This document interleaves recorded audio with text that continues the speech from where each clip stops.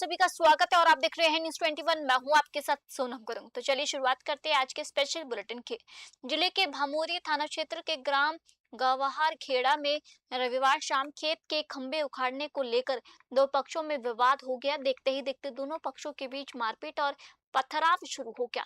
घटना का वीडियो भी सोशल मीडिया पर वायरल हो रहा है। पुलिस ने दोनों पक्षों की शिकायत पर क्रॉस मामला दर्ज कर जांच शुरू कर दी है।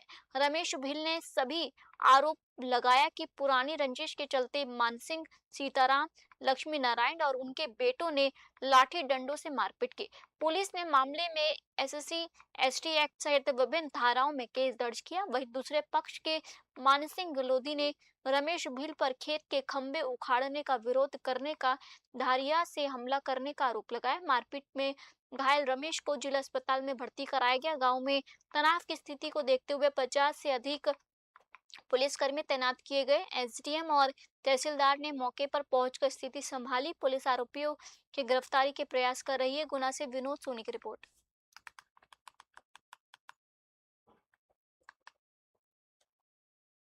बामोरी थाना अंतर्गत ग्वारखेड़ा में एक भील समाज की रमेश भील है। वो जब गांव में पहुंचे तो उनका जो मानसिंह वहाँ पर जो लोधी है उनके बीच विवाद हो गया था। विवाद होने के बाद दोनों में मारपीट वगैरह हुई। मारपीट के उपरांत जब दोनों थाने उपस्थित आए तो क्रॉस फायरिंग की गई है। भील समाज की तरफ से रमेश भील थे, उनकी तरफ से SC ST एक्ट में की सुसंगत धाराओं में अपराध पंजीबद्ध किया गया है। और मानसिंह लोधी की भी चोट थी तो उसकी तरफ से भी क्रॉस FIR दर्ज की गई। बमोरी क्या हुआ है? मैं दुकान पे जा रहा था तो चलती गाड़ी में मानसिंह झूम गया। इसके बाद में लक्ष्मी नारायण, सीताराम, उनके दो लड़के ये पूरे मिल के मेरे को वही गाड़ी पे गिरा दिया इनने। इसके बाद में मेरे को कुछ पता नहीं चला, वहीं पड़ा रहा। फिर इसके बाद में पुलिस उठा के लाई, मुझे कुछ पता ही नहीं है कितना लड़ रहे। किस बात को लेकर के विवाद हुआ? जैसे जमीन वाले विवाद के बता रहे थे ये, और मैंने तो हमारे की ये जमीन के पहले बताया था कि तू ही करवा रहा है। मैं फॉरेस्ट हूँ, चौकीदार, तो मैंने ना मना की थी। मना करने पे जो मेरे विवाद करा जिनने। फॉरेस्ट की मैं चौकीदार हूँ, मैंने मना कर दिया कोई फॉरेस्ट जमीन ऐसे नहीं कर पाओगे तो। शहर के विद्यार्थी नगर में रविवार दोपहर 23 वर्षीय नवविवाहिता यास्मीन बानू का शव संदिग्ध परिस्थितियों में फंदे पर लटका मिला। मृतका का करीब 1.5 साल का बेटा है। घटना के बाद मायके पक्ष ने ससुराल वालों पर प्रताड़ना और हत्या की आशंका जताई।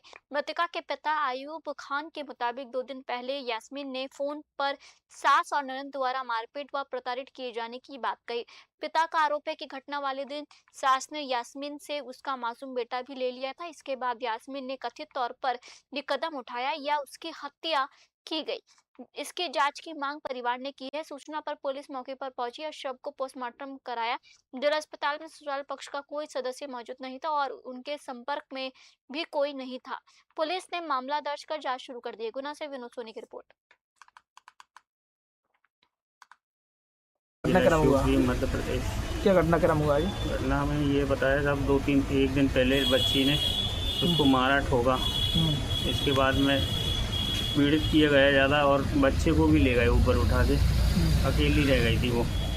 तो उसने पता नहीं क्या किया क्या नहीं किया। कब शादी हुई थी इनकी? 2023 में हुई थी, 11 अक्टूबर की। तो किस बात को लेकर मारपीट कर देगी? ये पता नहीं यहाँ अपनी सास बहू में कैसे क्या चलता रहता था उनका। एक साल पहले बरसात में भी अलग किया, उनको सब सामान दिलवाया। उसके बाद में अलग। कहाँ रहते हैं? Housing board college. कौन थी आपकी? बाइक थी। क्या हुआ इनको? हुआ कुछ नहीं था, मैं तो दुकान पे था जी। दिन भर का, सुबह का गया था। अच्छे भले कोई बातचीत नहीं है।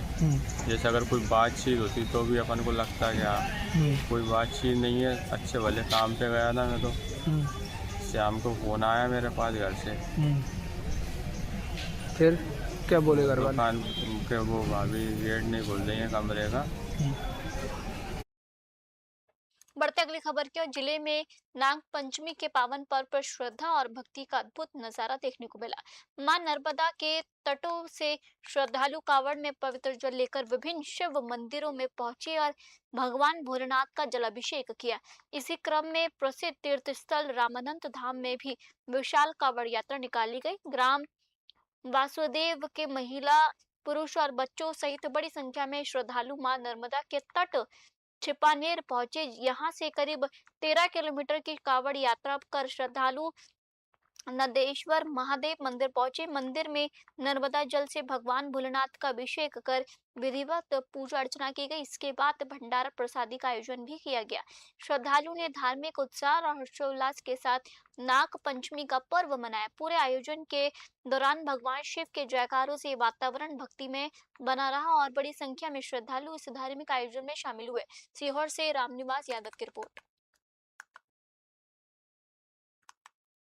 नाग पंचमी पर्व पर शहर के प्रमुख नाग मंदिरों में श्रद्धालुओं की भारी भीड़ देखने को मिली। करीब 200 वर्ष पुराने रामेश्वर कुंज स्थित भीलट देव मंदिर में सुबह से ही भक्तों का आस्था का सैलाब उमड़ पड़ा। मंदिर के पुजारी के अनुसार मान्यता है कि नाग पंचमी के दिन श्रद्धा और भक्ति भाव से बिलट देव को नारियल अर्पित करने वाले श्रद्धालुओं की मनोकामना पूर्ण होती है। इस बार नाग पंचमी और सावन सोमवार का विशेष संयोग होने से मंदिर में भक्तों की संख्या और बढ़ गई है। श्रद्धालु नाग देवता के दर्शन कर विधिवत पूजा अर्चना करते नजर आए। पर्व पर दाल बाटी का भी विशेष महत्व माना जाता है। इसके चलते कई घरों में इसका भोग बनाकर नाग देवता को अर्पित किया गया। समाज सेवी सुनील जैन ने बताया कि धार्मिक मान्यताओं के अनुसार नाग पंचमी पर विशेष आराधना, नाग देवता पूजन और महामृत्युंजय मंत्र का जाप शुभ माना जाता है। इस दिन काल सर्प दोष और राहु केतु संबंधित बाधाओं की शांति के लिए भी पूजा की जाती है। खंडवा से भातगौड़ की रिपोर्ट। बढ़ते अगली खबर की ओर। पूर्व प्रधानमंत्री स्वर्गीय राजीव गांधी की स्मृति में निकाली जा रही 35वीं राजीव ज्योति सद्भावना यात्रा का गुना पहुंचने पर भव्य स्वागत किया गया। भमोरी विधायक इंजीनियरिंग ऋषि अग्रवाल के कार्यालय में आयोजित पत्रकार वार्ता में यात्रा के राष्ट्रीय अध्यक्ष आर देहरोलीवेलू ने इसके उद्देश्यों की जानकारी दी। उन्होंने बताया कि यात्रा की शुरुआत 1990 में राजीव गांधी ने हैदराबाद के चार मीनार ने शांति, राष्ट्रीय एकता और धर्मनिरपेक्षता का संदेश देने के लिए किया था। इस बार 9 अगस्त को तमिलनाडु के श्री पेरम्बदूर से शुरू हुई मशाल यात्रा मध्य प्रदेश के रास्ते गुना पहुंची। यात्रा के जरिए भाईचारे, आईटी क्रांति और आतंकवाद के खिलाफ जागरूकता का संदेश दिया जा रहा है। 60 देशभक्तों की ये यात्रा गुना में रात्रि विश्राम के बाद सोमवार को शिवपुरी और ग्वालियर के लिए रवाना हुई। 19 अगस्त को यात्रा दिल्ली पहुंचेगी, जबकि 20 अगस्त को राजीव गांधी की जयंती पर वीर भूमि में इसका समापन किया जाएगा। स्वागत कार्यक्रम में कांग्रेस नेता और कार्यकर्ता मौजूद रहे। गुना से विनोद सोनी की रिपोर्ट। एपेक्स बैंक के प्रशासक महेंद्र यादव ने सोमवार को जिला सहकारी केंद्रीय बैंक गुना की समीक्षा बैठक की। मीडिया से बातचीत में उन्होंने बताया कि मुख्यमंत्री ने 2026 को कृषि कल्याण वर्ष घोषित किया, जिसके तहत प्रदेश में कृषि बलिराम महोत्सव आयोजित किए जा रहे हैं। सहकारिता के नए सदस्यता अभियान में अब तक 3 लाख नए सदस्य जोड़े जा चुके हैं और 10 लाख किसानों को जोड़ने का लक्ष्य रखा है। यादव ने बताया कि किसानों को 0% ब्याज पर मिलने वाले ऋण की सीमा 1 लाख से बढ़ाकर 3 लाख रुपए की जाएगी। खाद्य वितरण की ई टोकन व्यवस्था की तकनीकी खामियां जल्द दूर करने का भी भरोसा दिया गया। गुना से विनोद सोनी की रिपोर्ट। मध्य प्रदेश के यशस्वी मुख्यमंत्री आदरणीय डॉक्टर मोहन यादव जी ने इस वर्ष को किसान कल्याण वर्ष घोषित किया है और किसान कल्याण वर्ष घोषित किया है तो आयोजन हो रहा है। उसी के निमित्त कल 18 तारीख को गुना में भी महोत्सव का कार्यक्रम है। उसके निमित्त हम जिला अध्यक्ष जी, हरी सिंह जी, हमारे महेंद्र जी, सबके साथ भारतीय जनता पार्टी के कार्यकर्ताओं के साथ और किसान मोर्चे के कार्यकर्ताओं के साथ हम मंडी का निरीक्षण करने गए। वहाँ व्यवस्था ठीक से हो जाए, किसान ठीक से बैठ जाए और सरकार की जो योजना है उन योजनाओं की जानकारी माननीय मुख्यमंत्री लाए आएंगे और मुख्यमंत्री जी का आशीर्वचन वहाँ हम सबको प्राप्त होगा। उसकी तैयारी करके देखते हुए और कोऑपरेटिव के माध्यम से, अपेक्स के माध्यम से जो किसानों को हम योजनाओं का लाभ नीचे तक पहुँचाने का काम कर रहे हैं। सदस्यता अभियान हमारी जो चल रही है, नए सदस्य बनाने का जो हमने लक्ष्य रखा था 10 लाख और उसमें 3 लाख नए सदस्य बन गए। तो निश्चित रूप से ये गांव, गरीब और किसानों की सरकार है। ये भारतीय जनता पार्टी ने किसानों के कल्याण के लिए देश के यशस्वी प्रधानमंत्री नरेंद्र मोदी जी और मध्य प्रदेश के यशस्वी मुख्यमंत्री आदरणीय डॉक्टर मोहन यादव जी ने इस वर्ष को किसान कल्याण वर्ष घोषित किया है और किसान कल्याण वर्ष घोषित किया है, तो आयोजन हो रहा है। उसी के निमित्त कल 18 तारीख को गुना में भी महोत्सव का कार्यक्रम है। उसके निमित्त हम जिलाध्यक्ष जी, हरि सिंह जी, हमारे महेंद्र जी, सबके साथ भारतीय जनता पार्टी के कार्यकर्ताओं के साथ और किसान मोर्चे के कार्यकर्ताओं के साथ हम मंडी का निरीक्षण करने गए। वहाँ व्यवस्था ठीक से हो जाए, किसान ठीक से बैठ जाए और सरकार की जो योजना है उन योजनाओं की जानकारी माननीय मुख्यमंत्री लाए आएंगे और मुख्यमंत्री जी का आशीर्वचन वहाँ हम सबको प्राप्त होगा। उसकी तैयारी करके देखते हुए और कोऑपरेटिव के माध्यम से, अपेक्स के माध्यम से जो किसानों को हम योजनाओं का लाभ नीचे तक पहुँचाने का काम कर रहे हैं। सदस्यता अभियान हमारी जो चल रही है, नए सदस्य बनाने का जो हमने लक्ष्य रखा था 10 लाख और उसमें 3 लाख नए सदस्य बन गए। तो निश्चित रूप से ये गांव, गरीब और किसानों की सरकार है। ये भारतीय जनता पार्टी ने किसानों के कल्याण के लिए देश के यशस्वी प्रधानमंत्री नरेंद्र मोदी जी और मध्य प्रदेश के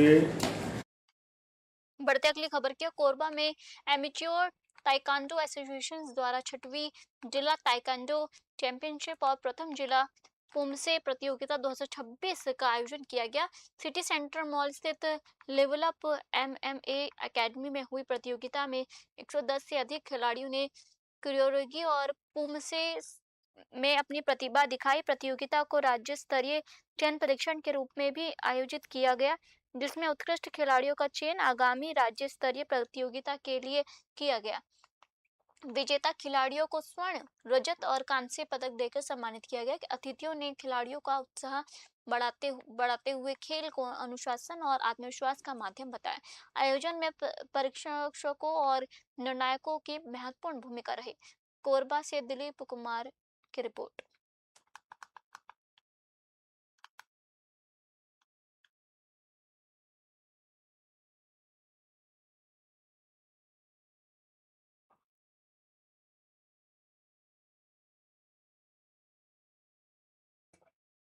फिलहाल आज के बुलेटिन में इतना ही और आप देखते रहिए न्यूज़ 21। जय हिंद।